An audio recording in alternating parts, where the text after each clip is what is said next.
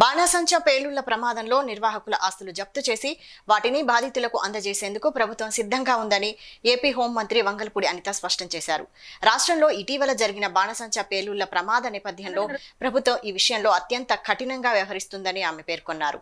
శాసనసభలో ఏపీ అగ్నిమాపక సేవల చట్టం సవరణ బిల్లు ప్రవేశపెట్టినప్పుడు సభ ఆమోదించాక ఆమె మాట్లాడారు. అగ్ని ప్రమాద నివారణ చర్యలకు సంబంధించి చట్టంలో మార్పులు చేస్తున్నాం.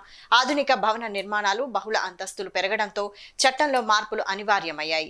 నిబంధనలు అతిక్రమిస్తే భవన ప్రాంగణాన్ని సీజ్ చేసి చర్యలు తీసుకుంటామని హోంమంత్రి హెచ్చరించారు.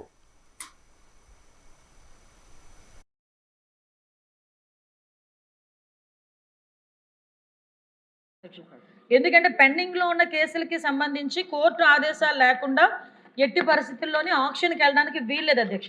ఒకవేళ ఆ కేసు కనుక మనకి పూర్తి అవ్వదు అంటే కేసు కనుక అవ్వకపోయే పరిస్థితి కానీ అది ఎక్కువగా బ్లాస్ట్ అయ్యే పరిస్థితులు ఉన్నా కూడా కోర్టు అనుమతి తీసుకొని దాన్ని నిర్వీర్యం చేసే పరిస్థితి కూడా ఉంటుంది అధ్యక్ష.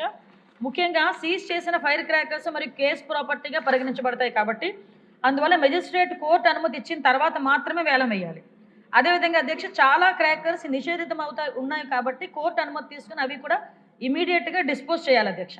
అదేవిధంగా అధ్యక్ష కొన్ని సందర్భాల్లో స్వాధీనం చేసుకున్న క్రాకర్స్ కూడా అధ్యక్ష అందులో నిషేధితమైన చైనా క్రాకర్స్ ఉంటాయి, అధిక శబ్దం ఉన్న క్రాకర్స్ ఉంటాయి, ఎక్స్ప్లోజివ్ రూల్స్కి విరుద్ధమైన ఉంటాయి.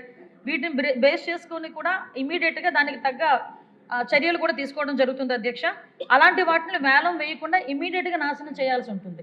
అదేవిధంగా అధ్యక్ష కేసు విచారణ పూర్తయ్యే వరకు కూడా కొన్ని సందర్భాలు నిల్వ ఉంచాలి అధ్యక్ష.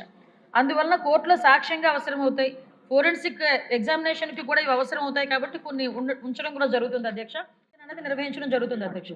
ఎందుకంటే పెండింగ్ లో ఉన్న కేసులకి సంబంధించి కోర్టు ఆదేశాలు లేకుండా ఎట్టి పరిస్థితుల్లోనే ఆక్షన్కి వెళ్ళడానికి వీల్లేదు అధ్యక్ష.